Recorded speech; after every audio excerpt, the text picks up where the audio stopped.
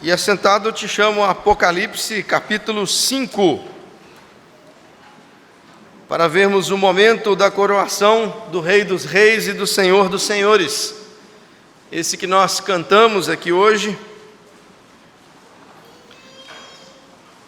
Apocalipse capítulo 5. Apocalipse 5, nós lemos todos os 14 versos. Diz assim: vi na mão direita daquele que estava sentado no trono um livro escrito por dentro e por fora, de todo selado com 7 selos. Vi também um anjo forte que proclamava em grande voz: quem é digno de abrir o livro e de lhe desatar os selos? Ora, nem no céu, nem sobre a terra, nem debaixo da terra, ninguém podia abrir o livro, nem mesmo olhar para ele. E eu chorava muito, porque ninguém foi achado digno de abrir o livro, nem mesmo de olhar para ele. Todavia, um dos anciãos me disse: não chores, eis que o leão da tribo de Judá, a raiz de Davi, venceu para abrir o livro e os seus 7 selos. Então vi, no meio do trono e dos 4 seres viventes, e entre os anciãos, de pé, um cordeiro como tendo sido morto. Ele tinha 7 chifres, bem como 7 olhos, que são os 7 Espíritos de Deus, enviados por toda a terra. Veio, pois, e tomou o livro da mão direita daquele que estava sentado no trono. E, quando tomou o livro, os 4 seres viventes e os 24 anciãos prostraram-se diante do cordeiro, tendo cada um deles uma harpa e taças de ouro cheias de incenso, que são as orações dos santos. E entoava novo cântico, dizendo: digno és de tomar o livro e de abrir-lhe os selos, porque foste morto e com o teu sangue compraste para Deus os que procedem de toda tribo, língua, povo e nação, e para o nosso Deus os constituíste reino e sacerdotes, e reinarão sobre a terra. Vi e ouvi uma voz de muitos anjos ao redor do trono, dos seres viventes e dos anciãos, cujo número era de milhões e milhares de milhares, proclamando em grande voz: digno é o cordeiro que foi morto de receber o poder, e riqueza, e sabedoria, e força, e honra, e glória, e louvor. Então ouvi que toda criatura que há no céu e sobre a terra, debaixo da terra e sobre o mar, e tudo o que neles há, estava dizendo: aquele que está sentado no trono e ao Cordeiro seja o louvor, e a honra, e a glória, e o domínio pelos séculos dos séculos. E os 4 seres viventes respondiam: amém. Também os anciãos prostraram-se e adoraram. Vamos orar mais uma vez, meus irmãos, clamando ao Espírito que fale conosco. Senhor Deus, Tu és o Rei dos Reis e Senhor dos Senhores, porque nós cremos nesta Trindade santíssima, maravilhosa, Pai, Filho e Espírito Santo, um único Deus todo-poderoso, que guia todas as coisas, o Criador e o sustentador de tudo. Por isso nós Te bendizemos e nós adoramos. E clamamos, Deus, ao Espírito Santo, que fale conosco esta noite, que seja o nosso professor e o nosso ensinador. Nos colocamos diante de Ti na Tua dependência e oramos em nome de Cristo Jesus. Amém, Deus. Amém. Irmãos, então, como eu disse, esse é um momento muito especial na Escritura, porque ele mostra exatamente a entronização de Cristo no céu, logo após a sua ascensão. Bom, no domingo passado, nós vimos então que João, em espírito, ele vai reiniciar mais um daqueles ciclos de 7. Nós já vimos o primeiro, iniciamos o segundo. João, então, ele sobe em espírito e vê o trono de Deus. Tem aquela visão fantástica, cheia de esplendor, cheia de glória, muitas coisas acontecendo ao redor desse trono. Ele vê ali a igreja glorificada na figura dos 24 anciãos, e ele vê também toda a criação adorando ao Deus na figura daqueles seres viventes, que alguns dizem ser anjos, mas o importante é que é o simbolismo deles, simbolizando a criação adorando a Deus, junto com essa igreja glorificada. Isso mostrou então para esses irmãos que leram a carta primeiro, aqueles que passavam por um momento difícil de perseguição nas mãos de Domiciano, isso mostrou para eles a necessidade de tirarem os olhos aqui de baixo e olharem para cima, olharem para o céu. Aqui embaixo, a igreja pode até parecer frágil, perseguida, a ponto de morte, mas quando nós olhamos para cima e percebemos que aquele que cuida da igreja está sentado neste trono sublime e ainda reina por sobre todas as coisas, isso mostra para nós que existe uma realidade muito maior, algo que vai além dos nossos olhos físicos e que se adentram aí a uma realidade espiritual. E quando nós, irmãos, olhamos para o céu e paramos de olhar pela perspectiva terrena, nós percebemos, irmãos, que lá a visão é muito diferente do que aqui. No céu, aqui a igreja pode até parecer perseguida, lá ela está assentada em tronos, louvando a Deus. Portanto, olhar para o céu nos faz ter uma visão diferente da terra. O louvor celeste que nós vimos no capítulo 4 nos chama a uma vida de adoração ao único Criador. Então, todo o capítulo 4 tem essa tônica de louvor, grandes cânticos de adoração, este trono sendo apresentado, tudo isso para que agora o capítulo 5 apresentasse a figura do Messias. Ali no capítulo 4, Deus é apresentado como o grande Criador, e ele termina com aqueles cânticos e todo aquele louvor celeste, prepara então o caminho para a entronização do Rei da Glória, pois o capítulo 5 vai mostrar exatamente este momento, o momento que Cristo é assunto aos céus e ele assume o seu lugar como Rei dos Reis e Senhor dos Senhores. Então o capítulo 4 prepara todo o terreno para o capítulo 5, eles estão intimamente ligados. E nota como o grande foco, não só deste capítulo, mas durante todo o ciclo que vai até o capítulo 7, ele tem um foco muito específico, um livro selado. Olha comigo o verso 1. Vi na mão direita daquele que estava sentado no trono, um livro escrito por dentro e por fora, de todo selado com 7 selos. Então, os olhares saem do trono. João, no capítulo 4, não tem olhos para outra coisa que não seja o trono de Deus, aquele trono maravilhoso. Então agora os olhos saem deste trono e fixam neste livro. Até o final do capítulo 7, este livro aqui, tudo que vai acontecer está centrado nesse livro. E ele está aqui na mão direita de Deus. Aqui num sentido de que, olha, ele está seguro pela mão poderosa, a mão que dá ordens, né? A mão que guia e que governa com muita força. Está na mão direita daquele que está sentado no trono. E esse é um livro muito importante, porque ele está escrito por dentro e por fora. Ou seja, os irmãos vão se lembrar que o livro aqui antigamente não era igual esse livro que nós temos aqui hoje, né? Ele eram rolos. E então João vê esse rolo e ele está escrito frente e verso. De tão importante que é a mensagem que tem nesse livro, nem um pedacinho dele ficou sem escrever. Todo ele está escrito. Isso nos lembra muito o texto de Ezequiel, capítulo 2, né? Mas todo este livro está preenchido. Cada pedacinho dele, frente e verso, tudo. Isso quer dizer que é uma mensagem muito importante. É algo que realmente nós precisamos prestar atenção, porque o que está ali é ímpar, é poderoso, e quando esses selos forem abertos, essa mensagem então, poderosa, grande, escrita na frente e atrás, será revelada. Mas este livro, ele está selado com 7 selos. Depois, quando nós terminarmos o ciclo, lá no capítulo 7, nós chegamos ao entendimento de que este livro selado são o livro dos decretos de Deus. Neste livro estão escritas todas as ações de Deus durante a história. Mas tem algo impedindo que essas ações aconteçam. Tem algo impedindo que os decretos de Deus e o cumprimento dos decretos de Deus aconteçam. Há 7 selos que não permitem que este livro seja aberto. E João se apavora.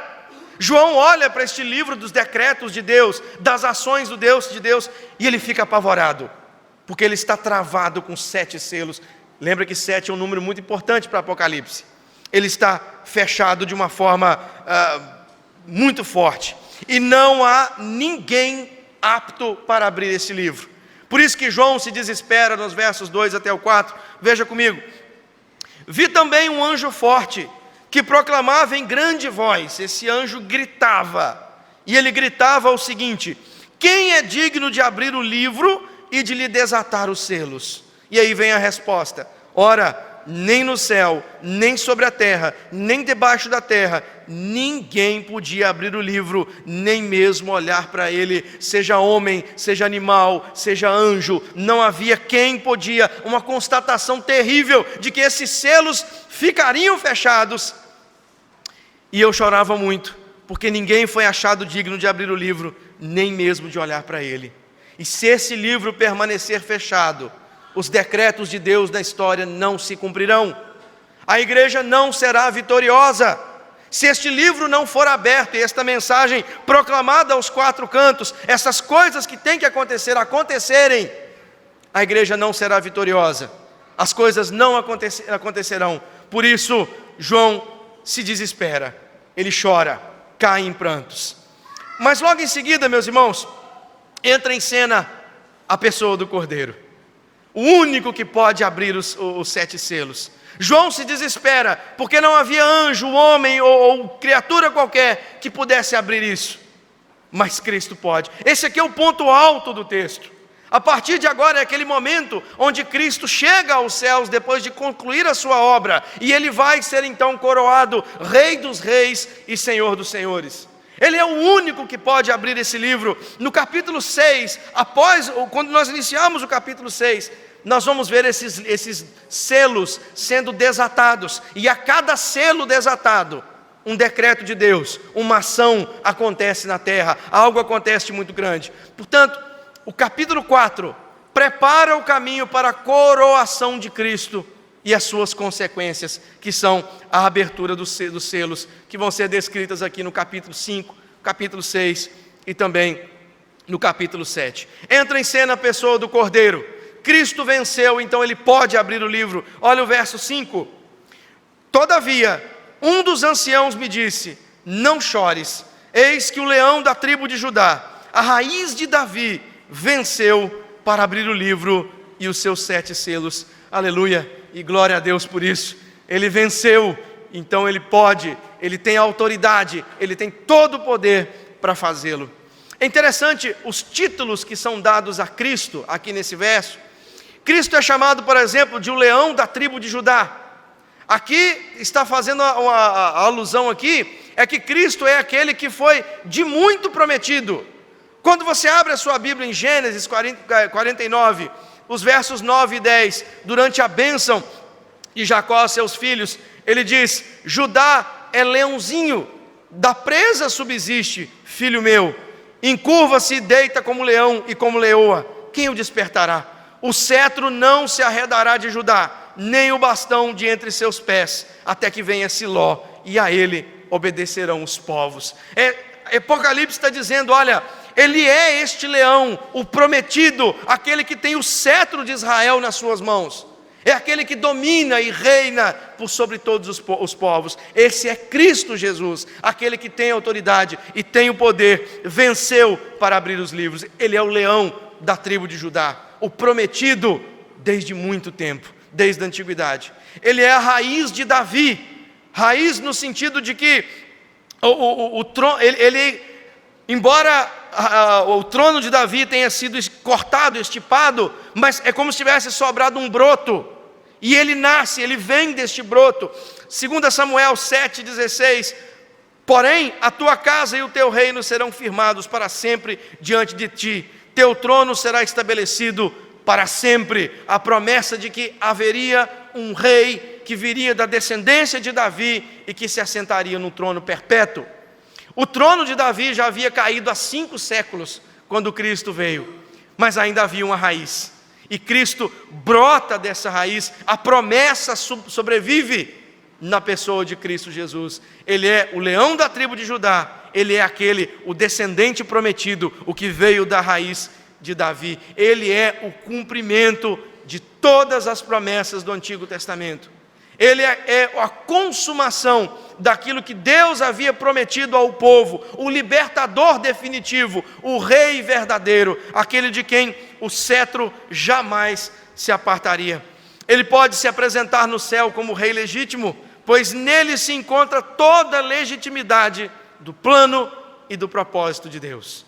Por isso ele pode abrir os selos, ele pode pegar o livro e desatar esses selos. Agora veja, meus irmãos, João ouve este cântico do leão da tribo de Judá. Então ele se vira para ver esse leão, mas quando ele se vira, ele não vê um leão, ele vê um cordeiro. Veja o verso 6. Então vi no meio do trono e dos 4 seres viventes, e entre os anciãos de pé, um cordeiro como tendo sido morto. Ele tinha 7 chifres, bem como 7 olhos, que são os 7 Espíritos de Deus enviados por toda a terra. Então, é prometido, olha, não chore, o leão da tribo de Judá venceu. E quando ele se vira para ver esse leão, esse que é a raiz de Davi, ele não vê um leão, ele vê um cordeiro como que tendo sido morto. Essa frase, meus irmãos, ela é um tanto enigmática. Ela é uma frase de o que seria um cordeiro como que tendo sido morto.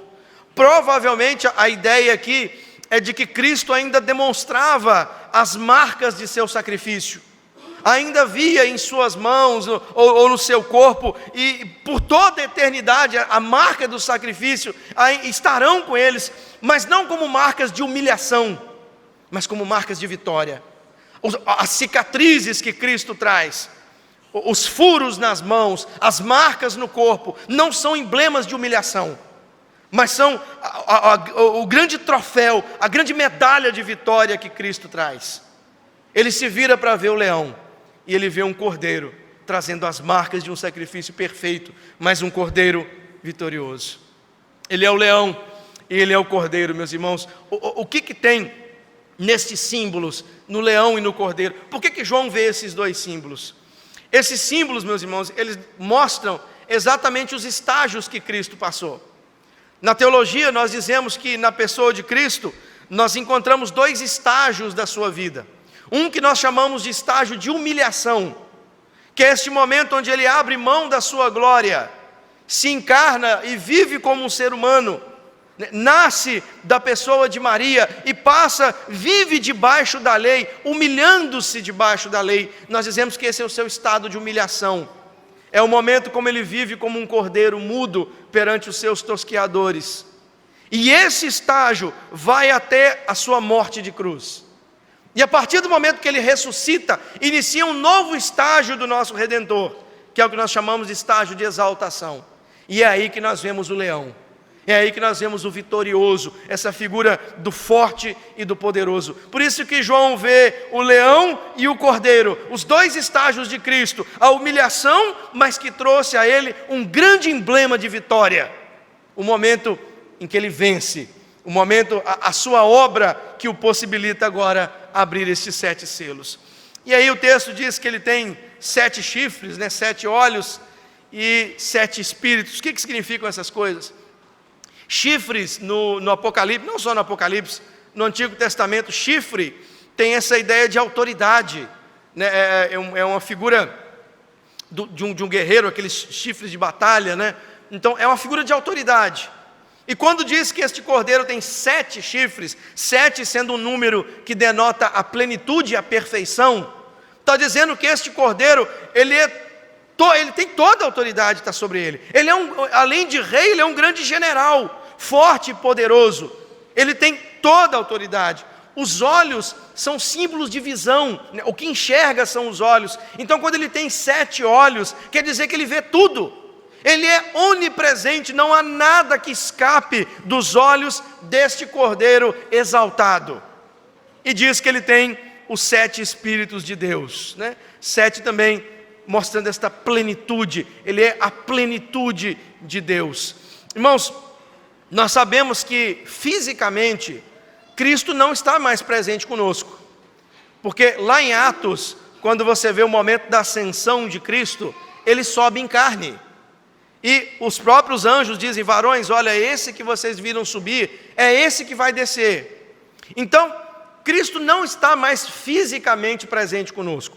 Por isso que a ceia não pode ser por transubstanciação, como dizem os católicos, né, que a hóstia se transforma no corpo. Não pode, pois o corpo não está mais presente conosco. Nem pode ser a consubstanciação, o elemento, a carne, com, sob ou em a substância aqui, o pão e o vinho, porque o corpo não está presente. Cristo não se... Fisicamente, Cristo se faz presente no céu. Como que Cristo guia a sua igreja? Como que Ele age na sua igreja? Como que Ele ceia conosco hoje? É por meio do Espírito. Porque Ele tem o Espírito sem medida. É a plenitude. Ele tem os 7 Espíritos de Deus. É a forma como Ele se faz presente hoje. Não fisicamente, porque fisicamente Ele está em um lugar. Ele está no céu e lá ficará até o dia do seu retorno. Mas como que Ele movimenta na terra? Por meio do Espírito. É o Espírito que guia a igreja, é por meio do Espírito que Cristo enxerga tudo e movimenta, guia, né, a sua igreja poderosa. Então Ele se vira, vê esse cordeiro e esse leão. E aí o verso 7 traz para nós o ponto mais alto do texto, né? Veio, pois, e tomou o livro da mão direita daquele que se assenta no trono. Veja a ousadia desse cordeiro. Ele chega e olha para aquele trono que nós vimos no domingo passado. Quantas coisas acontecendo em volta desse trono. Tantos eventos fantásticos. E o texto chega e diz que ele não chega e estende as mãos. Ele chega e toma o livro. Ele pega esse livro. Ele vai nas mãos daquele que está no trono e arranca o livro das mãos dele. Veja a ousadia desse cordeiro, a autoridade desse cordeiro. Ele vai nas mãos daquele que assenta no trono e ele toma esse livro. E naquele momento, meus irmãos, a figura é o do pai transferindo a sua autoridade ao filho. Quando ele pega esse livro, existe aqui um sinal da transferência da autoridade. Cristo cumpriu a sua missão na terra, então ele é assunto aos céus, e quando ele chega no céu, ele recebe toda a autoridade. O texto que nós lemos aqui hoje de Mateus 28, 18, toda a autoridade me foi dada no céu e na terra. Ele recebe essa autoridade, ele toma este livro das mãos daquele que se assenta. Neste momento, meus irmãos, ele definitivamente assume o seu papel como Rei dos Reis e Senhor dos Senhores. Ele toma o livro da mão. E Cristo torna-se então esse rei. E como rei que ele é, ele ficará até o último dia. Há, irmãos, um texto interessantíssimo, 1 Coríntios 15, versos 25 até o 28. Porque convém que ele reine, falando de Cristo, até que haja posto todos os inimigos debaixo dos pés. O último inimigo a ser destruído é a morte, porque todas as coisas sujeitou debaixo dos pés. E quando diz que todas as coisas lhe estão sujeitas, certamente exclui aquele que a tudo lhe subordinou. Quando, porém, todas as coisas lhe estiverem sujeitas, preste atenção nisso, então o próprio Filho também se sujeitará àquele que todas as coisas lhe sujeitou, para que Deus seja tudo e em todos. Cristo sobe aos céus depois da sua ascensão, toma o livro da mão do Pai. A partir daquele momento, ele verdadeiramente reina. Ele sempre reinou, é fato, mas redentivamente falando, é neste momento que ele assume o reinado do universo, e assim ele vai ficar até o último dia. E o texto de Coríntios, Paulo nos diz, olha, no último dia, depois que a vitória por sobre a morte definitivamente acontecer, Cristo tirará a sua coroa e a devolverá ao Pai. Olha que figura fantástica. Cristo, depois que todas as coisas estiverem concluídas, ele tira a sua coroa e devolve ao Pai. E o fantástico é que ele não se torna menos rei por isso, mas neste momento ele será ainda mais exaltado, porque a sua obra será de tudo completa. Ele toma, meus irmãos, o livro das mãos do Pai e ele reina. Isso mostra a ousadia desse cordeiro. O livro que ninguém podia ler, o livro que ninguém podia olhar, é tomado da mão direita daquele que está no trono.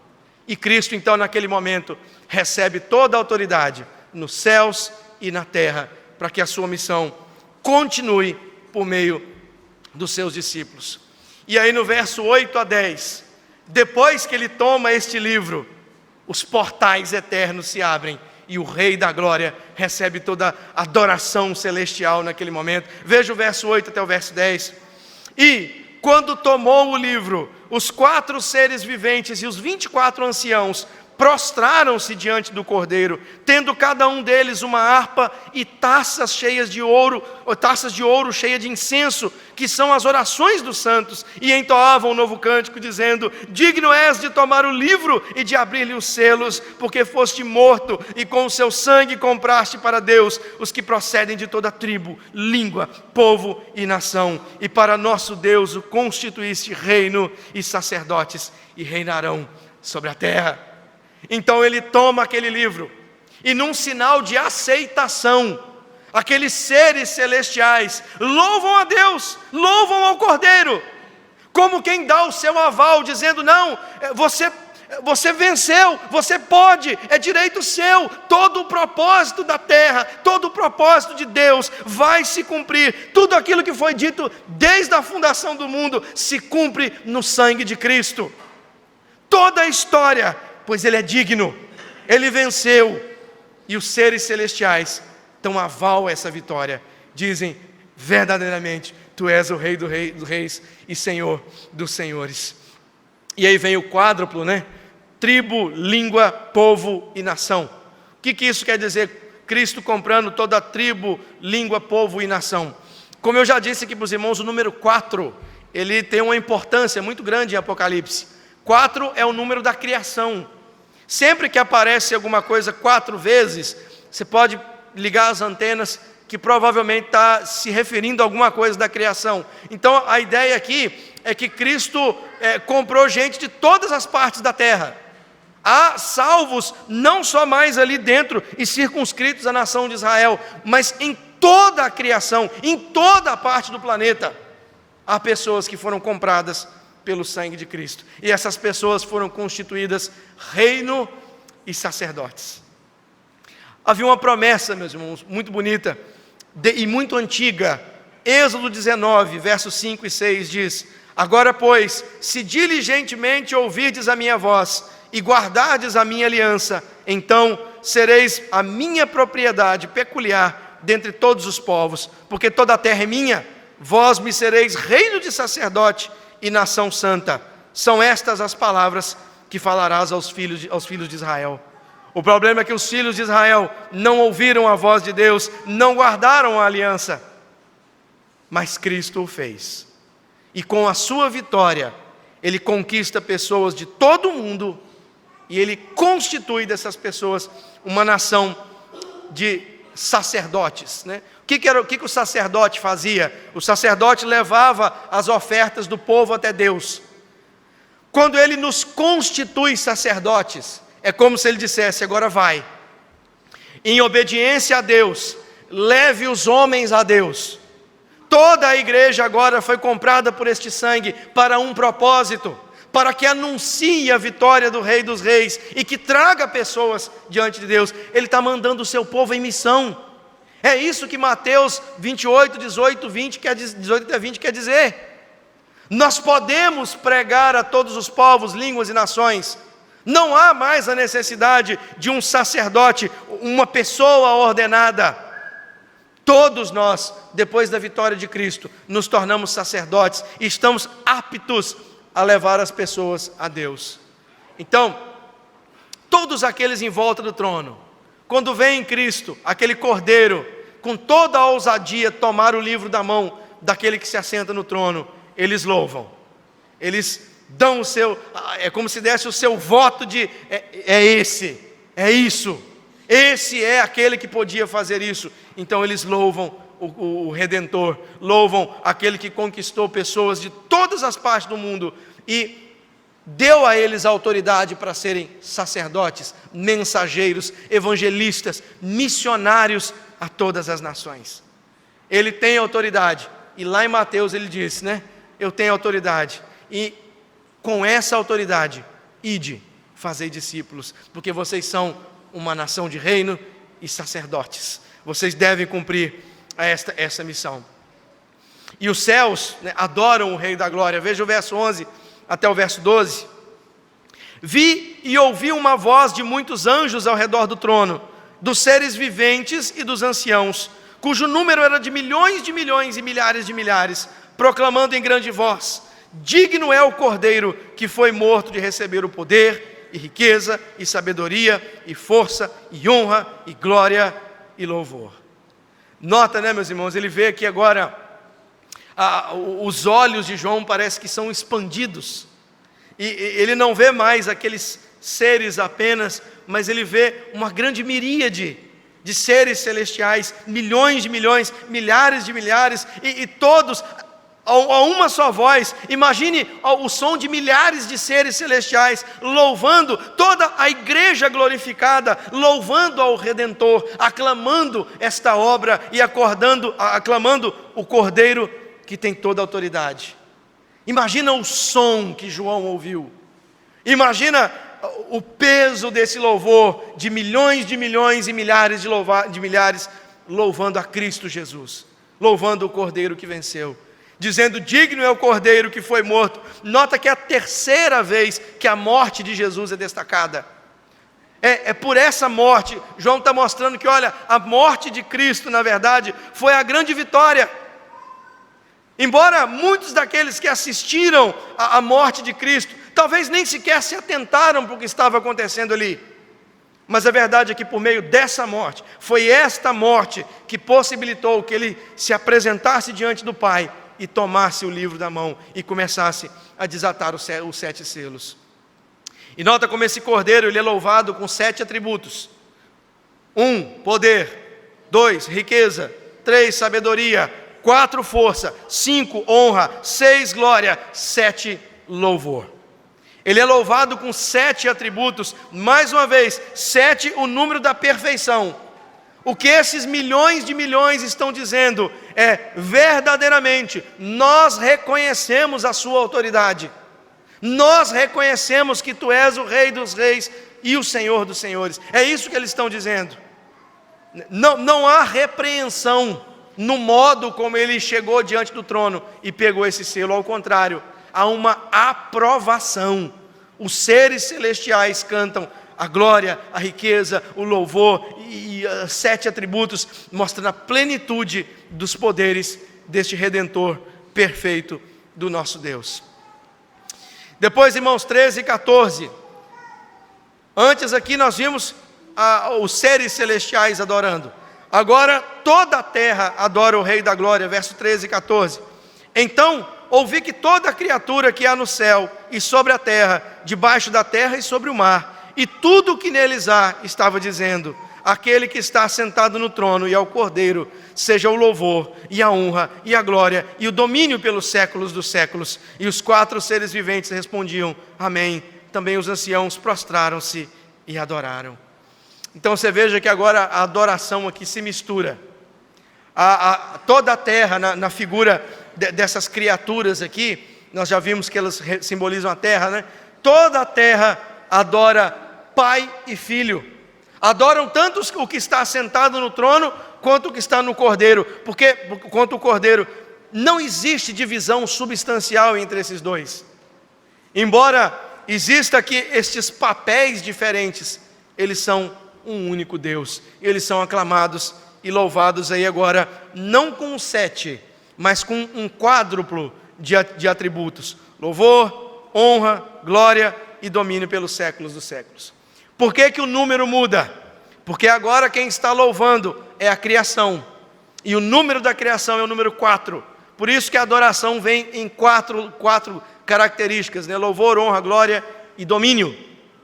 Antes eram os seres celestiais, aprovaram, louvaram ao Cordeiro. Agora toda a criação louva a este Cordeiro que venceu, e termina com esse grande amém responsivo, né? Irmãos, o salmo que nós lemos aqui, o Salmo 24, ele fala de um momento em que os portais eternos se abrem para que entre o Rei da Glória. Qual seria esse momento, se não esse aqui? Cristo é assunto aos céus, depois de passar aqueles 40 dias aqui com o povo. Ele é levado aos céus, os anjos prometem que ele voltará, e levado aos céus, quando ele chega lá, tudo isso aqui acontece. Os portais eternos se abrem, o Rei da Glória vitorioso entra, ele toma o livro, recebe a autoridade, e toda a criação e os seres celestiais, a uma só voz, dizem amém. Dizem, verdadeiramente, tu és digno de desatar estes 7 selos. O Senhor realmente é o Rei dos reis e o Senhor dos senhores. É claro, meus irmãos, eu pus a nota final, Cristo sempre foi Rei dos reis e Senhor dos senhores. Porém, redentivamente falando, esse título, ele é conquistado depois da sua morte. É quando ele é assunto aos céus, né? Ele ressuscita, sobe aos céus, e quando ele chega lá, ele recebe então toda a autoridade, tanto no céu quanto na terra. Ele toma o livro daquele que está sentado no trono, e no tempo, falando especificamente no tempo, esse título ele recebe aqui, neste momento, na sua intronização, depois da ressurreição nos céus, né? Hoje, ele detém este título por sobre a igreja.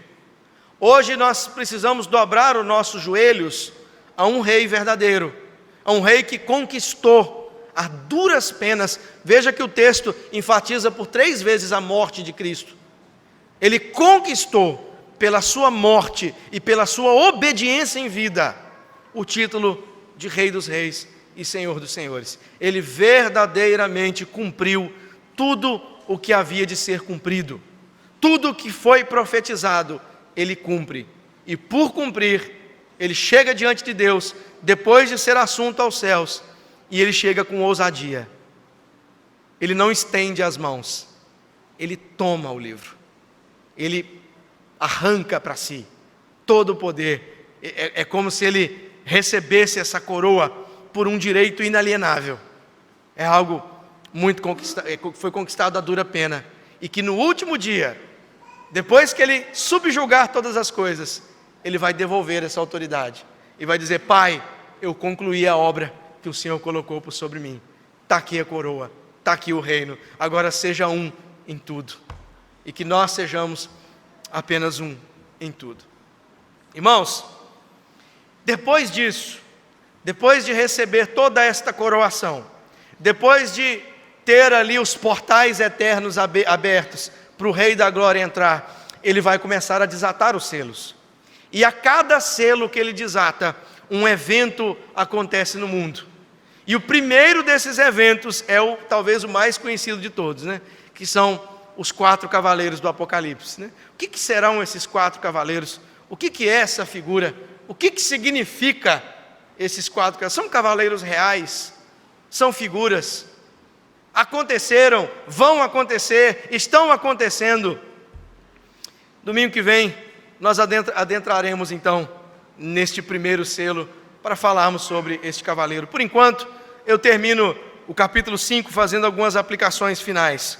Primeiro, meus irmãos, e talvez a maior de todas, Cristo hoje é Rei dos reis e Senhor dos senhores. Portanto, obedecê-lo não é uma questão de gosto. Obedecer às ordens de Jesus não é uma questão talvez eu vou ganhar alguma coisa com isso. Obedecer, meus irmãos, a Cristo é questão de vida ou morte. Ele é o Rei e as suas ordens não devem ser questionadas. Aquilo que Cristo determina para a igreja é uma determinação real, vem direto do trono, e nós devemos obedecer. Por isso, meus irmãos, que nós aqui, enquanto este púlpito permanecer fiel à Escritura, nós não nos dobraremos às atitudes moderninhas, a coisas estranhas no culto, não nos dobraremos a isso, porque nós obedecemos a um Rei que determinou muito bem como as coisas precisam ser feitas. Ele é o nosso Senhor, somente a Ele nos dobramos. Não nos dobraremos a gosto, não nos dobraremos a coisas dos tempos, a espíritos de época.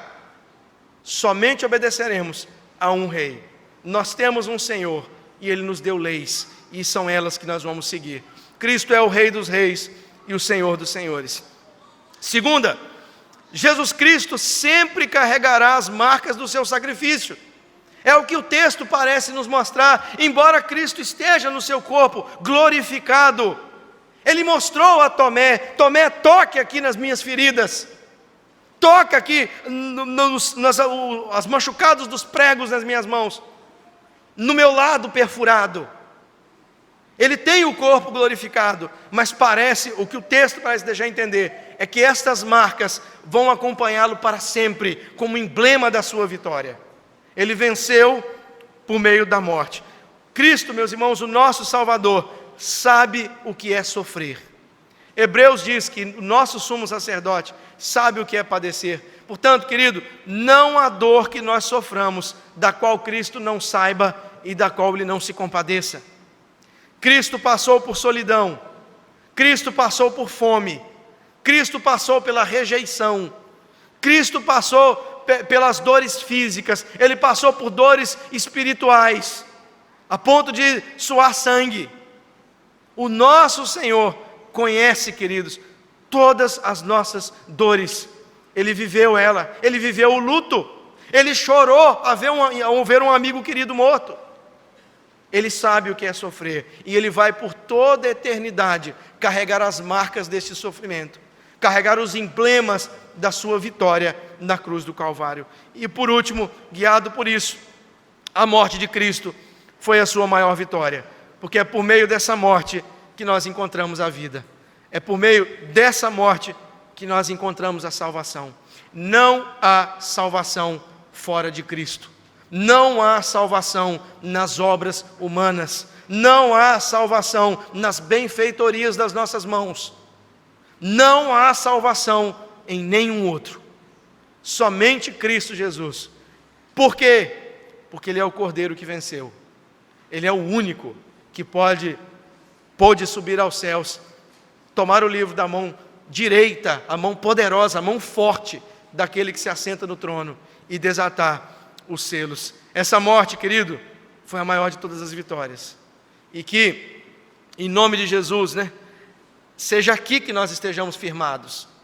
Que esse aqui seja o esteio dos nossos pés. Que este aqui seja o fundamento dessa igreja. Que nós, meus irmãos, esqueçamos do resto. E que a nossa mensagem seja Cristo e esse crucificado. Que as nossas canções invoquem Cristo e esse crucificado, ressurreto, Rei dos reis e Senhor dos senhores. Que esse seja o esteio da nossa força, todo o poder de onde nós tiramos a nossa mensagem e a nossa vida. Que o Rei dos reis e Senhor dos senhores nos abençoe, porque Ele pode, Ele é o Todo-Poderoso.